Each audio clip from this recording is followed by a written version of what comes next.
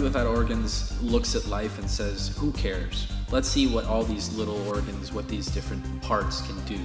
Let's see how we can connect these different parts together and what can happen. John Carpenter's The Thing, to me, signifies a type of body without organs, because this creature can exist in so many different configurations. It's not bound to any shape, any code, or any sort of repressions, but is sort of pure mutability. Imagine that genetics are totally free to just experiment with different combinations, growing hybrid creatures, growing just random masses of organic material. Genes have a highly diverse and expansive body without organs, just because there's so many different combinations, so many different permutations that are possible. And that is what the body without organs is. It's this horizon, this field of potentials. Hello and welcome to another episode of Death Drive Dialectics. I'm Tyler, here with Nick, and we bring you a new episode in our ongoing series on specific theoretical concepts. We've already done dialectics and the unconscious, and this time we're doing the body without organs, Deleuze and Guattari's notorious concept introduced in Capitalism and Schizophrenia, Anti-Oedipus, and 1,000 Plateaus. Let's get into it. Deleuze and Guattari's Capitalism and Schizophrenia puts forward an alternative conception of capitalism and even ontology in general, using Spinozist and Bergsonian concepts. It challenges the conventional notion of desire as it has been posed by philosophy, psychoanalysis, and common sense understanding. Deleuze and Guattari situate desire at the basis of their ontology, defining desire as innately positive or productive, rather than, as commonly understood, as an individual's response to lack or negativity, like hunger as a response to a lack of food. They situate desire as the basis of their materialism. Deleuze and Guattari are in fact materialists, and desire for them is the bedrock. So again, desire is not a feeling produced by the psyche of the subject and is not related to the absence of something. Deleuze and Guattari instead insist that the subject and their behaviors, along with everything else in reality, is produced by a process called desiring production, or a series of connections between machines and systems. An analogy that's really helpful for understanding this sort of desire-based materialism is thinking of reality as a huge multilinear factory consisting of these desiring machines that are incessantly coupling with each other to produce reality and distribute flows. The patterns, regularities, and organizations that we see in nature are just particular production lines within this factory that have achieved a sort of homeostasis, or what Deleuze and Guattari would call a satisfaction that doesn't want to be broken up. Life itself, its function, and its reproduction is such a pattern, a fixed series of desiring machines that have coupled with each other satisfyingly, and informs the repetitive behaviors, the biological functions, and instincts of all the organisms we see in nature. Of course, though, we don't just stop there. Desiring machines are only one component of this ontology. They are what constitute, again, the actual being, the tangible processes of reality. And if desiring machines have this passion for connection, patterns, and fixity, what accounts for the production of the new, or for change in nature? This is where we introduce the body without organs. We have to think of bodies not just as an organic body like a worm or a human, but anything could be thought of as a body. A pair of headphones, a microphone, even a society is a body. This is more of a metaphysical use of the term body. Any body has a body without organs. The body without organs is essential to Deleuze and Guattari's whole ontology, their whole study of being and these relationships with these desiring machines. Desiring production takes place within a surface of potentials, And the body without organs is this process of potentials becoming. And that's why the body without organs occupies this position of both importance and ambiguity, because it describes not so much a thing, but a process. It is also a concept that resists signification. It's beyond signification, or perhaps below signification, the condition of possibility of signification.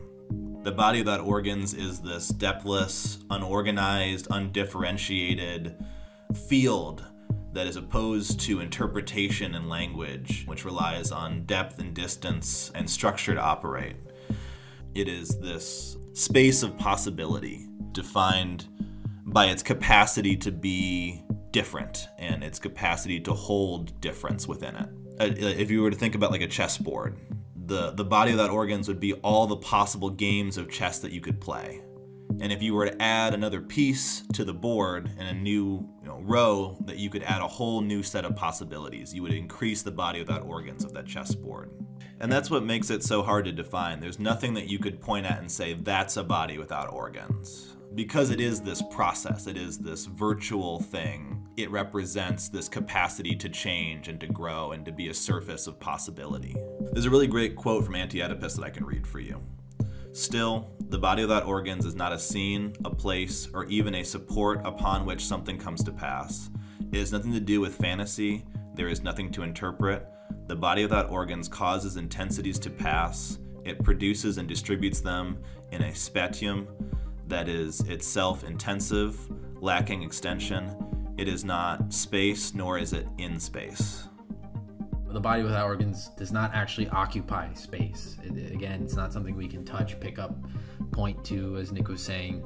Still, as you're probably thinking now, still a fuzzy concept. We're going to continue to clarify it using specifically what the body without organs is not. So to better understand the body without organs, we should first outline what it is not. That is to say, outline all these things that accumulate upon it, all those limits that are imposed upon it, all the distortions to the body without organs. What the body without organs is not can be organized into three categories, and these categories can be thought of as sort of, in a sense, the various types of actualities or beings, or static, homeostatic, congealed, sedimented things that we find in our world. So these three categories are the organism, signification, and subjectification. We'll start with the organism. The organism is, in a sense, a unit or a one thing that's definable by functional and instrumentalized parts, which are organized towards some attainable end or aim. It is a regulated body whose organs channel and dam flows, achieving homeostasis out of which useful labor could be extracted. Organisms rely on these routines, patterns, repetitions, again, which Deleuze and Guattari would define as this sort of channeling of flows into a specific repeated pattern. Organisms, in order to reproduce themselves, this end or aim of reproduction, their desiring machines are coupled, and they're not really going anywhere, in the same way that birds are always following the same migration pattern. All these repetitions, these patterns we find in nature, are the result of organisms entrenched in this fixed pattern, and it is not necessarily open to entering into new connections and relationships lest it die. Next category is signification. Another word for it, language. Signification, or the signifier, is a sort of sedimentation or a fixation of desire, which restrains our capacity to experiment and undertake new desires or new relations to our environment. The signifier is sort of this unit of social production, at least according to Deleuze and Guattari. Signification constitutes representational schemes, norms, laws, symbolic code. All of these are sort of, again, crystallizing desire, congealing desire into these repetitive patterns that seek to reproduce themselves. Language is the dominant vehicle of social repression, as it attempts to attribute meaning to our factories of desires through, again, representation, or attempting to perfect the signifier rather than proliferate it as Deleuze and Guattari would rather have it, or as the body without organs would have it.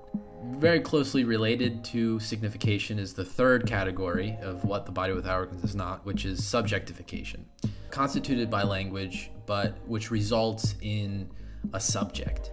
These are the Oedipus complex, familial structures, more representational schemes that suffocate desiring production and forces desire into a sort of closed loop, otherwise known as the subject. Yeah, and this subject, or the self, is something that the body without organs is really opposed to. There can be no subject with the body without organs. It is anti-subject. The subject, as it is produced by language, it crystallizes us into this static being, similar to the organism, but sort of on a higher lingual level. So while our bodies themselves are crystallized into these repetitive instinctual behaviors, eating, shitting, fucking, the language does the same thing by crystallizing our own desires and our ambitions and our sense of self into a repetitive and fixed object. The individual subject is a product of repression, and the subject is basically just an accumulation, sedimentation, which regulates a more unconscious production of desire. And so subjectification is a social process which causes desire to repress itself. These three categories define, in a sense, the body with organs, the organized body. The body with organs is our actual body, our actual identity, what the actual body does on a routine basis. Again, eat, digest, shit, breathe, walk, sleep, over and over again. Yeah, whereas I think the body without organs is not the actual thing in nature, but the virtual, the possible, the number of possibilities. It is defined by an infinite capacity to change. It's not married to identity or being homeostatic. It is this deorganizing, rhizomatic principle which lacks structure or depth. It is an aspect of ourselves that drives us away from routines, habits, and organizations to seek new permutations, to seek new organizations, to seek new connections. So we've been describing the body without organs as this purely virtual thing that is totally opposed, existing independent of all these actual things like the organism, language, the desiring machines that seek to couple and stay fixed and homeostatic. Really, a more nuanced definition of the body without organs is that it actually doesn't exist without organs. Now, I know that's weird because the body without organs entails that it simply does not have organs. But actually, the body without organs attracts desiring machines. It attracts organs. What's specific about the body without organs is that, as Nick mentioned earlier, while the desiring machines seek to couple with each other and produce, the body without organs invests desiring machines with a drive to disconnect, to decouple. Without organs, there is no potential. Imagine a chessboard without pieces or without rules. There is no body without organs in that case because there is no potential between machines. So in order for a body without organs to exist, there has to be a series of actualities between which there's a large combination of potentials. The term body without organs is not the best way to understanding it. It would be better understood as the body without organization, or an enormous undifferentiated object. And so the body without organs is actually created in the process of desiring production by desiring machines, the pieces on the chessboard, itself being continuously updated and reconfigured. If we go back to our factory analogy, as the factory produces, as its machines connect to each other, new potentialities are created, expanding the domain of the body without organs. Again, imagine adding a new piece with its own rules to the chessboard, a new series of games of potential games, probably a million or a billion or a trillion new potential games are added to chess. The new is created in this circuit between the actual and the virtual, between actual desiring machines, flowers, bees, chess pieces, things we can touch, and their virtual side, the potential connections between these machines. The chaos of the body without organs relies on organization, essentially, to exist. In the same way that entropy relies on there being things that are ordered in the world to entropize. Right. Yeah. And this introduces this concept of the new, which is exactly what the body without organs functions to cultivate. According to Deleuze and Guattari, we have a quote from Capitalism and Schizophrenia. Machines attach themselves to the body without organs as so many points of disjunction, between which an entire network of new syntheses is now woven, marking the surface off into coordinates, like a grid. Another quote from Nick Land also helps us understand the virtual side of the body without organs. He says, the machinic desire is the operation of the virtual, implementing itself in the actual, re-virtualizing itself, and producing reality in a circuit. So, the body without organs, its production of the new cannot happen without the actual material to produce the new with. So the new is created in this circuit between these sort of static things and this reservoir of potential for newness, for connection. The body without organs is a body, in fact, with organs. And it's a body that attracts these organs or these desiring machines to them, and in turn disorganizes them, driving them to decouple, to disconnect with each other. It is what Deleuze and Guattari call the slippery surface, which allows them to enter into new relations with each other and with other desiring machines, because its first movement is a sort of disjunction, a disconnection. The body without organs tells the desiring machines that are coupled and satisfied, how about instead of taking your usual route to work, you take a new route? How about you try eating something else? How about you try tattooing this different, weird, random tattoo? It's this drive, in a human sense, this drive to experiment with new, to change your routines and patterns. The new is neither the actual nor the virtual, but their circuitous interplay. The circuit that is between the virtual and the actual, between these desiring machines and the body without organs. In conclusion, the body without organs is more easily understood as the body without organization. The body as a virtual set of chaotic possibilities and potentials which resist organization. An example of the body without organs that I want to close with is genetics, this idea of genetic code and reproduction. The body without organs is to the body and its organs as genetics is to mutation. This idea of breaking with the reproduction of things, creating new things from disjunction, from randomness, from chaos, that we get the new. I think genetics perfectly highlights a body without organs and organization relationship, this relationship between the virtual and the actual.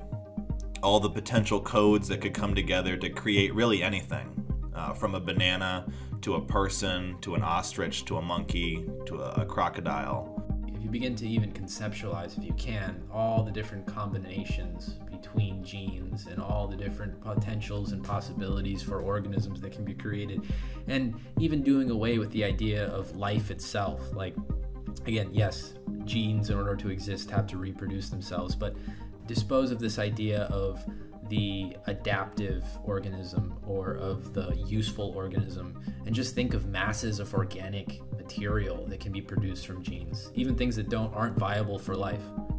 If I were to close with one thing, if I were to leave you with one thing, what I would say is that the body without organs is not a thing, but is a process. And if you understand the body without organs as a process, you understand its essence to the extent that it can be understood. Right. And if Deleuze and Guattari in here, they'd probably encourage you to experiment, to continue being creative, to look at your fixed patterns, routines, behaviors, and break with them. Now, don't become a schizophrenic, but I think the prescription for this concept of body without organs is to simply seek new connections. Sign up to FetLife. That's what the Deleuze and Guattari want you to do. Thank you for listening. Stay tuned for our next episode. I think we're going to be having some interesting interviews lined up and some more anime lined up. And we're going to be doing some more of these concepts in focus. And so if you have any concepts that you want us to cover, put them down in the comments. This is Death Drive Dialectics. Thank you. Take care. Bye.